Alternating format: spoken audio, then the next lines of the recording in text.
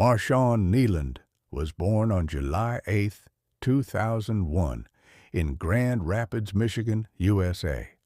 He was a young athlete, determined, disciplined, and driven, who showed a natural talent for football from a very early age. Strong, fast, and committed, he built an admirable journey, playing for Western Michigan University, and later achieving the dream of many, being selected for the NFL. In 2024, he was drafted by the Dallas Cowboys, one of the most traditional and beloved franchises in American football. At just 24 years old, he was living the height of his career, carrying with him the pride of his family, the respect of his teammates, and the admiration of his fans. However, on November 6, 2025, shocking news spread across the sports world. Marshawn Kneeland had passed away. He was only 24. A young man in peak physical condition, the embodiment of strength, endurance, and resilience, was suddenly gone. Fans, teammates, and coaches couldn't believe it. After all, how could someone so young, healthy, and active just fade away overnight? The story of Marshawn reignited a conversation that goes far beyond the football field. The relationship between the body and the mind. Because, in truth, health is not merely the absence of illness. It's not defined by muscles, a balanced diet, or physical performance. True health is the harmony between body and mind. It's easy to look at someone like Marshawn and think he had everything: talent, money, recognition, youth. But how often does the appearance of strength hide a silent internal struggle? How often does the body endure while the mind cries for help? The truth is, the body obeys the mind, and when the mind loses balance, even the strongest body begins to weaken. This episode invites us to reflect on what it really means to be healthy. You can be the most disciplined athlete, follow the strictest diet, train every day. But if, emotionally, you are not well, if you carry unresolved pain, sadness, or unbearable pressure. Before we go on, a quick message. This video is an invitation to look inward, even in times of deep physical or emotional suffering. If you value meaningful reflection, subscribe to this channel now. Our goal is to reach 500 subscribers, and when we do, we'll donate a food basket to a family in need and record the entire process here on the channel. Subscribing costs you nothing, but for someone else, it might mean everything. So, click subscribe now, and thank you for helping us make a difference. Maybe the strongest lesson in Marshawn Kneeland's story isn't just about sports, but about how often we ignore the messages our own bodies send when something isn't right. Maybe the lesson is this: I am your body. I'm tired.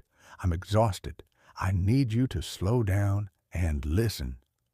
I'm here to help you, but if you ignore me, I will speak louder, even if it means total collapse. Now, if it's safe for you, close your eyes for a moment, or simply lower your gaze. Let's silence the outside world and focus entirely on you. Take a deep breath. Feel the cool air enter your lungs, and notice the gentle expansion of your abdomen. Exhale slowly, releasing all the tension you can.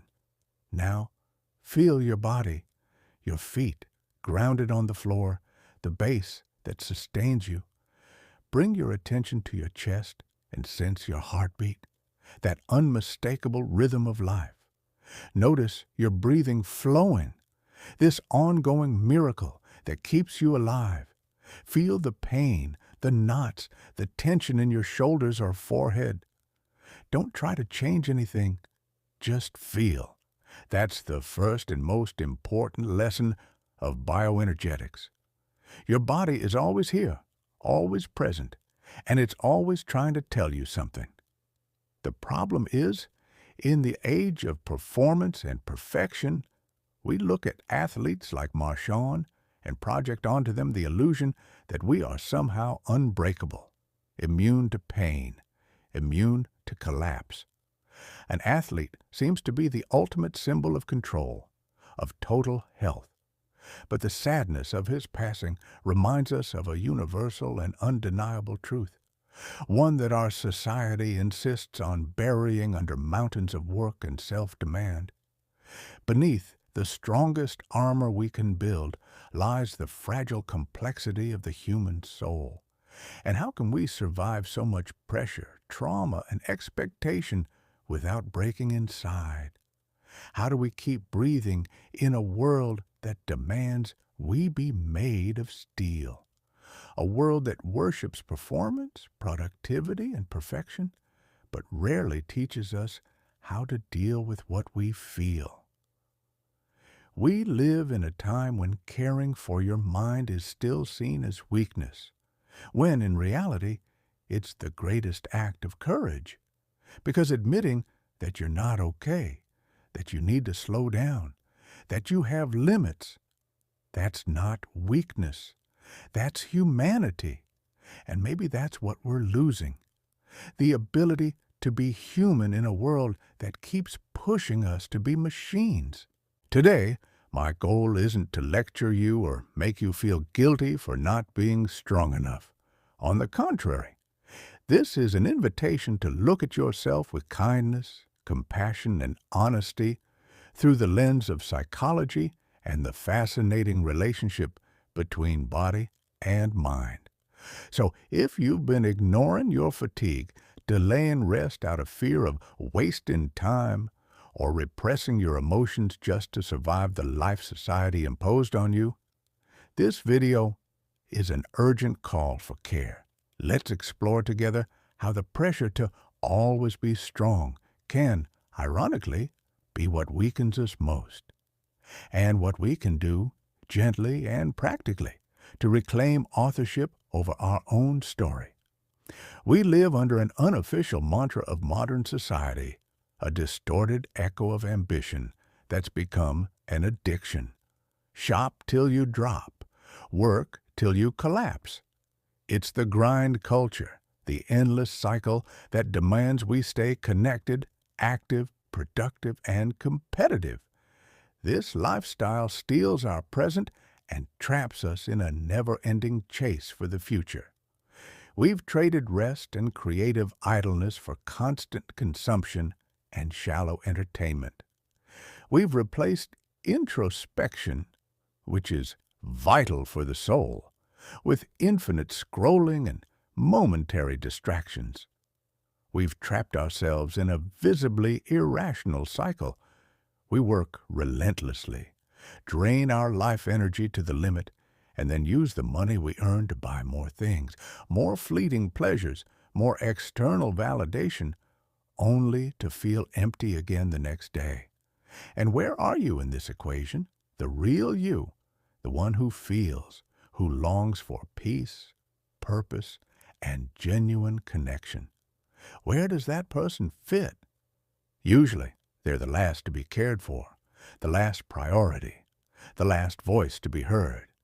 In this frantic rhythm, we've learned to treat the body's warning signs not as urgent calls for help, but as annoying interruptions that must be silenced, medicated, or ignored. Chronic fatigue isn't treated with rest. It's drowned in caffeine, energy drinks, or focus pills, as if chemistry could replace the need for stillness. The loss of joy or motivation is labeled laziness, not the symptom of exhaustion or misalignment between your soul and your routine.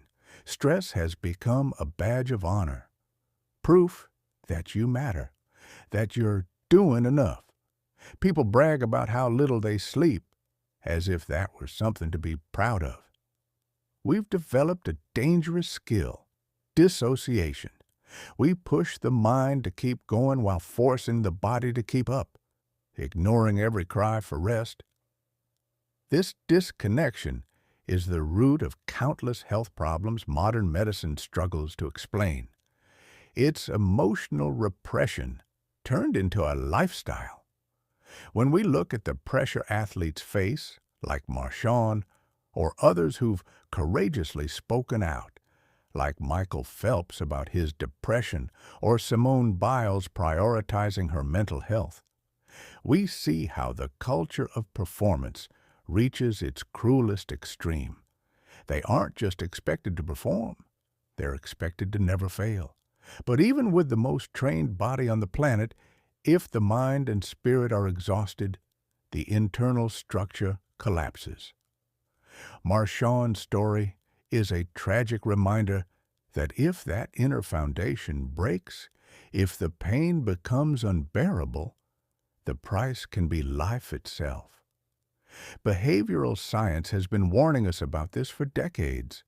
Thinkers like Wilhelm Reich and his student Alexander Lowen gave us a way out of this self-destructive cycle through bioenergetics, a field that shows how body and mind are one.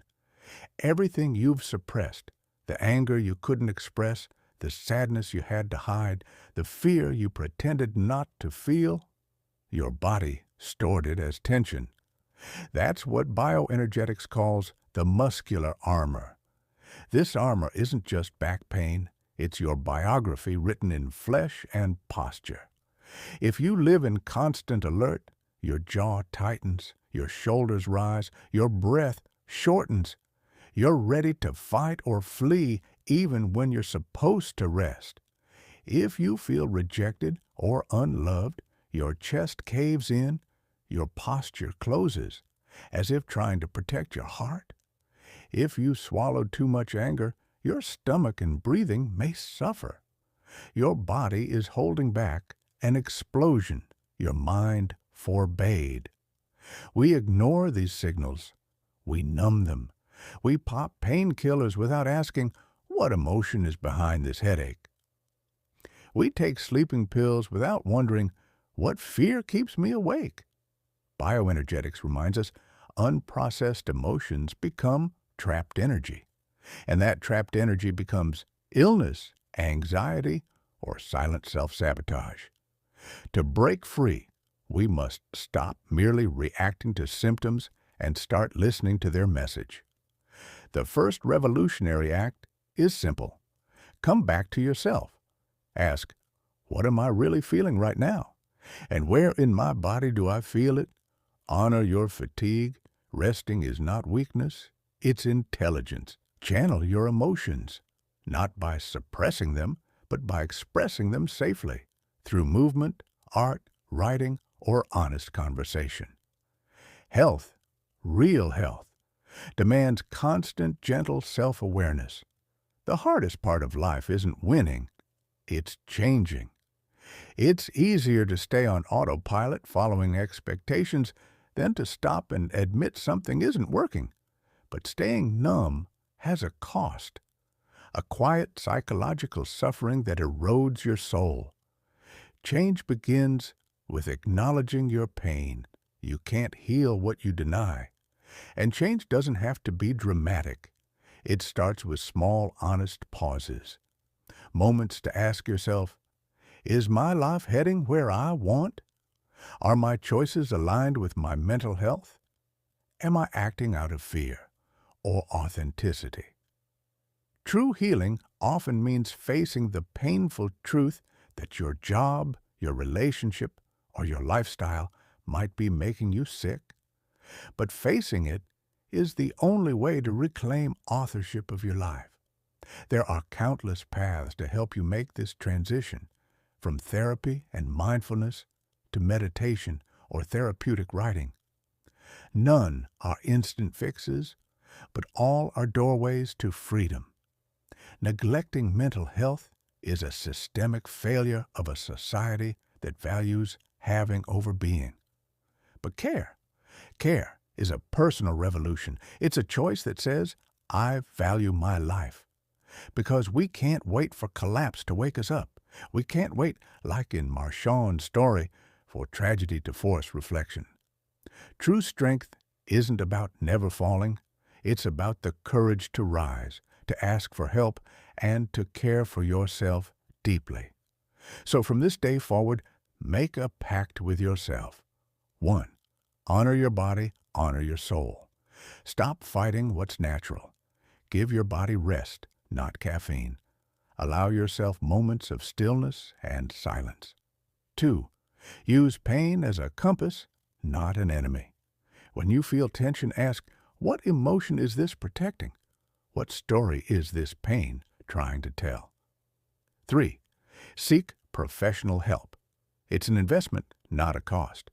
If sadness or anxiety is draining your joy, please don't face it alone.